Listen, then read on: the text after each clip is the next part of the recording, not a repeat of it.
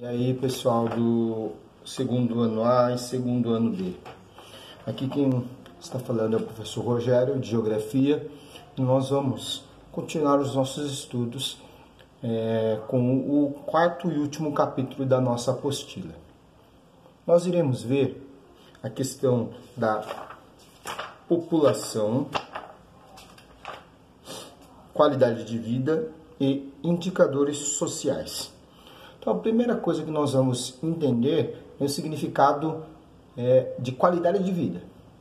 A outra coisa que nós vamos aprender é reconhecer os aspectos relacionados à fome e à desnutrição. E o professor Vitor, ele fez um vídeo para vocês para falar sobre como identificar as causas e consequências da desigualdade de distribuição de riquezas e rendas no Brasil e no mundo. E o outro tópico que é identificar os principais indicadores sociais e econômicos. A exemplo, o IDH. Então vamos lá. Nós vamos aprender alguns conceitos que são importantes para a gente poder prosseguir nos nossos estudos, que são qualidade de vida, fome e desnutrição, desigualdade na distribuição de riquezas e rendas no Brasil e no mundo, e os indicadores sociais e econômicos. Então, a primeira coisa que nós vamos aprender é o conceito de qualidade de vida. Então, o conceito de qualidade de vida tem como referência o bem-estar geral dos indivíduos na sociedade.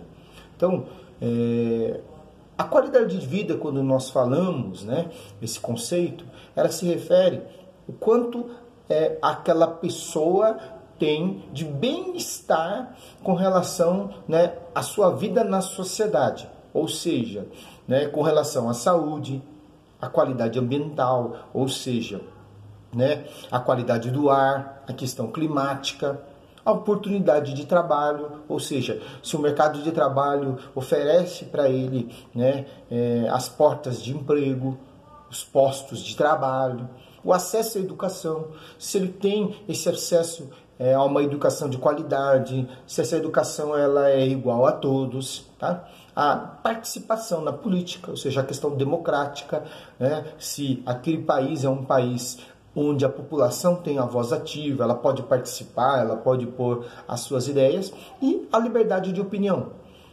onde as pessoas elas podem discordar dos outros, onde você tem a liberdade de expressão, a liberdade de opinião. Você não necessariamente precisa pensar como todo mundo, você pode ter uma ideia diferente. E dentro da democracia, esta é a realidade.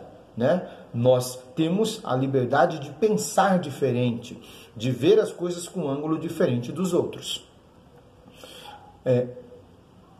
Quando nós falamos de qualidade de vida, nós não podemos confundir qualidade de vida com o conceito de padrão de vida. Por quê? A qualidade de vida, ela se refere a vários fatores que nós vimos anteriormente, que a saúde, qualidade ambiental, a questão da democracia e assim por diante. Agora, o padrão de vida, ele está apenas associado à questão financeira, à questão econômica, relacionada à renda que aquela pessoa produz. Ou seja, nós temos esse costume de falar sobre o padrão de vida das pessoas, olhando o que elas podem adquirir, o tipo de carro que ela tem, o bairro onde ele mora, as roupas que ele veste, qual é a marca, o alimento que ele consome. Então, em cima disso, nós vemos questões apenas econômicas, não vemos as questões sociais. Tudo bem? Então, qualidade de vida envolve muitos fatores. Já o padrão de vida está só relacionada à questão econômica. Aqui nós temos uma outra questão que deve ser abordada para vocês, que é a questão da fome e da subnutrição. Então nós temos aqui um gráfico mostrando a prevalência, a linha azul, de desnutrição. A gente vê aí uma crescente de números de pessoas. Crescente não, uma decrescente, um número decrescente de número de pessoas que estão desnutridas. Já também um número decrescente de pessoas que estão subnutridas. Então, para a gente poder entender um pouco mais, nós precisamos entender o conceito de desnutrição e subnutrição. Então, o que é uma pessoa desnutrida? É uma pessoa que ela não come o alimento suficiente para a vida dela. Então, ou seja, ela está sempre com fome, porque aquilo que ela come não é suficiente para saciar a sua fome. Então, ela é uma pessoa desnutrida. Tá? Ela precisaria comer mais, se alimentar mais, mas ela não tem essa condição. O alimento que ela tem dentro de casa, ou o alimento que lhe é oferecido, não é suficiente para saciar a sua fome. Essa é uma pessoa desnutrida. Agora, uma pessoa subnutrida, uma pessoa que se alimenta, ela não tem fome, ela vai lá, ela come o suficiente, porém o alimento ele não tem os nutrientes necessários, não tem os nutrientes suficientes para a sua vida cotidiana, ou seja, não tem as calorias, não tem as proteínas, não tem as vitaminas necessárias. Ele come até muitas vezes, né? Mas aquele prato de comida, aquela alimentação que ele fez, ela não tem os nutrientes necessários. Então, quais são as principais causas, né, da fome e da subnutrição? Tá? Uma das causas que podem, né, ocasionar a fome, né, a desnutrição no mundo é a questão da pobreza. Ou seja, as pessoas elas não têm renda para poder comprar os alimentos, falta renda. Ou seja, nós sabemos hoje no mundo que nós produzimos mais do que o suficiente para alimentar as pessoas. Não tem falta de alimentos, nós temos alimentos. Se nós olharmos, né, as prateleiras dos supermercados, olharmos, por exemplo, né, as reportagens que falam do CEAGESP, que é um dos maiores distribuidores de alimento aqui da região, nós vamos ver que alimento existe e sobra. Porém, não adianta ter o alimento na prateleira, ter o alimento, né, nos mercados, nas quitandas, nos açougues, supermercados e assim por diante, e as pessoas não terem dinheiro para adquirir, né, esse alimento. Então, um dos grandes problemas, né, que tem causado a fome no mundo é a questão da falta de renda. Ou seja, né, nós vivemos num mundo onde existe uma má distribuição de renda, onde poucos ganham muito e a grande maioria ganha pouco, que não é suficiente para eles poderem, né, viver, sobreviver, se alimentar. Agora, essa situação, né, de não ter como comprar os alimentos, adquirir os alimentos, acaba se mantendo um círculo vicioso. Por quê? Essas crianças que não se alimentam, que estão desnutridas, subnutridas, elas têm a sua capacidade de renda, não só de renda, né, também cognitiva, comprometida. E aí, o que vai acontecer? Eles vão permanecer na pobreza. Se torna um círculo vicioso, ou seja, eles são pobres, não se alimentam, não conseguem estudar, não conseguem melhores postos de emprego, ocupar os melhores postos de emprego, automaticamente se mantêm pobres e aí se alimentam mal e vai aí de geração em geração mantendo a pobreza, a subnutrição, a desnutrição, a fome, a baixa capacidade cognitiva. E, como consequência, se torna um ciclo vicioso, ou seja, isso nunca vai acabar. Existe uma outra questão que nós devemos analisar, que é a questão do desperdício. Hoje, 1/3 dos alimentos produzidos são desperdiçados. O que acontece? Quando nós temos uma perda tão grande, né, de quantidade de alimentos, nós diminuímos a oferta do produto. E, automaticamente, nós temos a elevação dos preços em algumas situações. Nós conhecemos essa questão, né, da lei da oferta e da procura. Se nós temos uma grande oferta, o preço vai cair, o preço vai baixar. Agora, se a oferta é menor, os preços se elevam e automaticamente é mais difícil o acesso dessas mercadorias para as comunidades, pela sociedade mais carente. Então nós temos o quê? Hoje um grande problema dos desperdícios. Né? Nós até comentamos com o segundo ano B para que eles fizessem uma pesquisa sobre, né, aquilo que é desperdiçado diariamente no CEAGESP, que são toneladas de alimento. São alimentos perecíveis que muitas vezes ali não são comercializados e como eles são perecíveis, eles se perdem rapidamente e são desperdiçados, são jogados fora, não é reaproveitado. Uma outra questão que a gente pode ver aí são as feiras livres.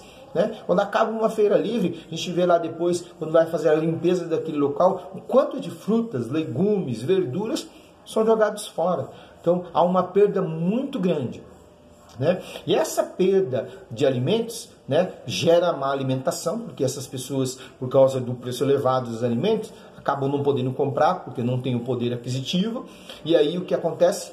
Nós temos, né, um problema muito sério, que as crianças acabam por ter uma má alimentação, não desenvolvendo o seu cognitivo. Ou seja, né, eles não conseguem realizar tarefas simples, né, porque a sua parte cognitiva, do aprendizado, do ensino, está comprometida. Uma outra questão que influencia, né, na questão da fome e da desnutrição é que nós temos muitos agricultores pobres, aqueles que nós conhecemos como agricultura familiar.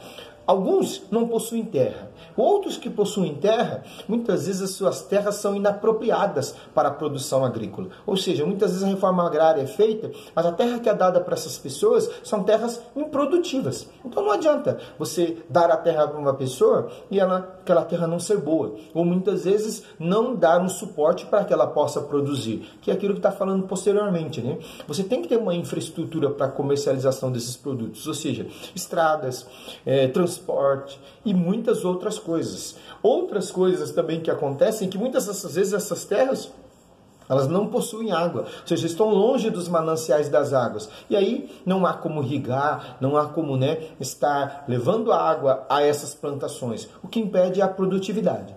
Um outro fator que deve ser levado com relação à fome no mundo, né, é a questão das guerras civis e os conflitos. Principalmente os conflitos étnicos, que faz com que, né, haja uma capacidade cada vez menor de abastecimento dos alimentos. Por quê? Uma das estratégias das guerras civis e dos conflitos étnicos é o quê? É destruir a capacidade produtiva dos povos. É fazer o quê? É muitas vezes devastar as plantações, é matar os rebanhos, é contaminar as águas. Essa é uma estratégia que muitas vezes um povo usa contra o outro para derrotá-lo. Ou seja, ele sabe que se ele destruir a plantação, se ele matar os rebanhos, se ele contaminar as águas, aquele povo vai ficar enfraquecido e automaticamente ele vai ser subjugado. Então, isso tudo tem contribuído e muito para que, né, se perpetue essa questão da fome e da subnutrição.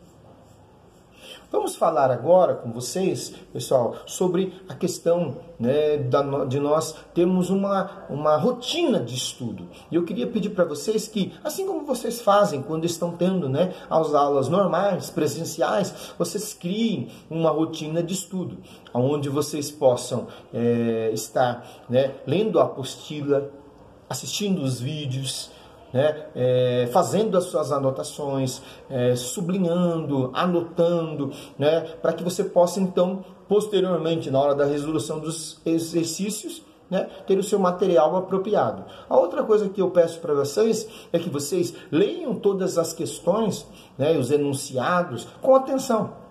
Né? Se preocupem em fazer as coisas da maneira mais atenciosa possível, porque isso vai colaborar para que você possa, né, responder, resolver as questões de maneira mais simplificada. Uma outra coisa que eu indico a vocês é que vocês façam pesquisas na internet, assistam outros vídeos, se necessário for, reveja esse vídeo, né? Deem uma olhada na apostila para que, né, o desenrolar, né, da resolução das atividades seja mais simples. E por último, eu queria desejar a vocês bons estudos e que em breve a gente possa estar junto. Nós estamos com saudade de vocês e até logo.